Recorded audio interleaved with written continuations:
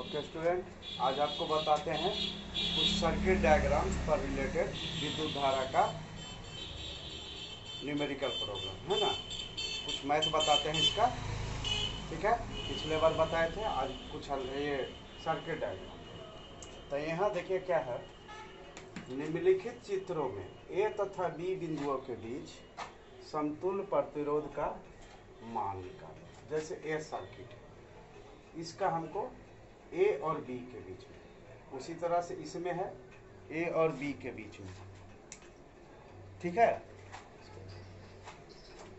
ए और बी के बीच में। तो क्या है, यहाँ गौर करिए, ए वाला फर्स्ट बता रहे हैं आपको। यहाँ क्या है कि ए और बी के बीच में क्या है, देखिए ए और बी के बीच में ये डायरेक्ट जुड़ा हुआ है, तो इसको हम ऐसे लिख दें, ए और बी के बीच में। और ये देखिए, ये आपका ए और बीच के बीच में क्या है, श्रेणी क्रम में, ये लगातार है, ये लगातार है। लगातार वाला को हम लोग क्या कहते हैं, श्रेणी क्रम।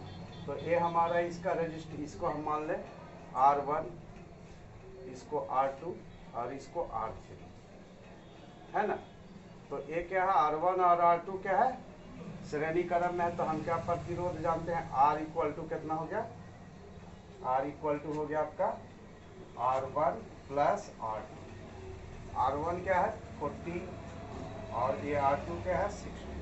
ये क्या हो गया, एक रेजिस्टेंस हो गया। तो इसको हम दिखा दे ऐसे, ये हो गया ए और बी के बीच में डायरेक्ट 40 और 60 100, ये हो गया 100, ठीक है। ए कितना था 20। अब देखिए ए और बी के बीच में क्या है, ये दोनों समानांतर क्रम में, ए का एक पॉइंट यहाँ, इसका एक पॉइंट यहाँ, बी का ये 25 ओम का दूसरा पॉइंट बी के साथ, 100 ओम का दूसरा पॉइंट बी के पास। तो कैसे हो गया, समानांतर क्रम में। तो हम इसका टोटल प्रतिरोध कितना मान ले, समतुल्य प्रतिरोध मान ले। तो हमारा क्या फार्मूला होता है 1/R equal to a resistance 1/25 plus 1/, है ना, 1/R1 प्लस 1/R2 होता है। तो ये अब हम इसको निकाल लें LCM। तो ये 25 और 100 का 25 का कितना हो गया, LCM हो गया 100। 25 से डिवाइड किए, 25 से डिवाइड किए 100 को, कितना 4 और 4 × 1, ठीक है। अब ये 100 से 100 को डिवाइड किए, कितना आया 1, 1 को 1 से किए 1, तो ये कितना हो गया, ये हो गया आपका 4 + 1 5, 5/100 काटिए, कितना हो गया 1/, ये हो गया 1/20, 1/20। तो 1/R इक्वल टू 1/20। तो R इक्वल टू कितना हो गया 20 ओम। क्लियर, ये समझ में आ गया। अब सेकंड देखिए क्या है, सेकंड क्या है आपका, ये है सर्किट है, इसमें रेजिस्टेंस कितना है, ये है 5 ओम, ये है आपका 5 ओम, ये है 24 ओम, और ये है आपका 20 ओम, और ये 20, ठीक है। अब गौर करिए, यहाँ क्या है कि यहाँ पर ए बी के पॉइंट ऑफ व्यू से क्या है, ए बी का ऐसे लिख दें, ए बी में डायरेक्ट जुड़ा हुआ है, ए बी में एक डायरेक्ट जुड़ा हुआ है कौन, 24 ओम का, ये यहाँ पर 24 ओम, ये डायरेक्ट हो गया। अब यहाँ गौर करिए, ए से बी से कैसे जुड़ा हुआ है, ये दोनों श्रेणी क्रम में। तो हम क्या जानते हैं, श्रेणी क्रम में दोनों ऐड हो जाता है। तो 5 + 5 10 ओम। तो यहाँ पर क्या हो गया, ये हो गया 10 ओम, है ना। ये वाला 5 + 5 सीरीज में है, ये 10 ओम हो गया। ये हमारा कितना हो गया 24 ओम। उसी तरह से यहाँ देखिए, यहाँ A20 और A20 वाला क्या है, श्रेणी क्रम में लगातार जुड़ा हुआ है।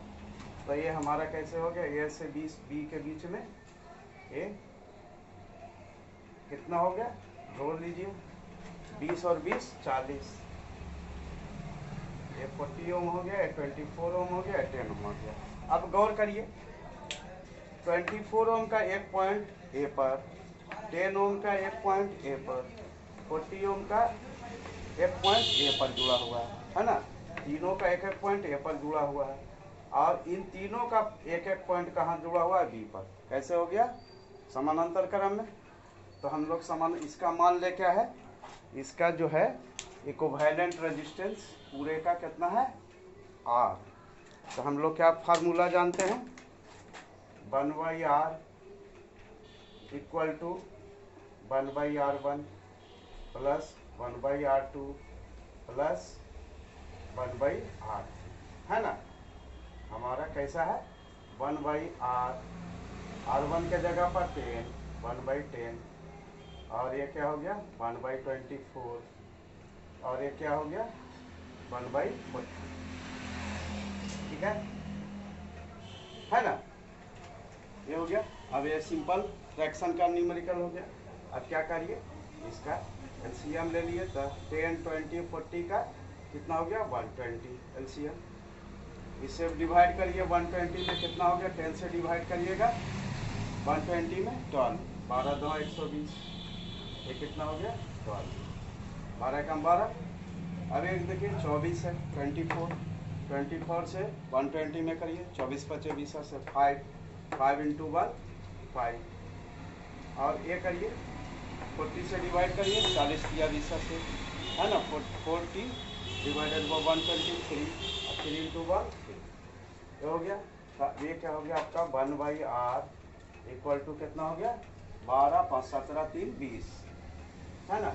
12 + 5 + 3 17 + 3 20, और ये कितना हो गया 120। काट दीजिए इसको, 20 छक 120, कितना आ गया वैल्यू 1/6। इसलिए 1/r इक्वल टू 1/6, तो r इक्वल टू कितना हो गया आपका 6, है ना। एक फिर अब आप ये क्लियर हो गया आपको। अब अगला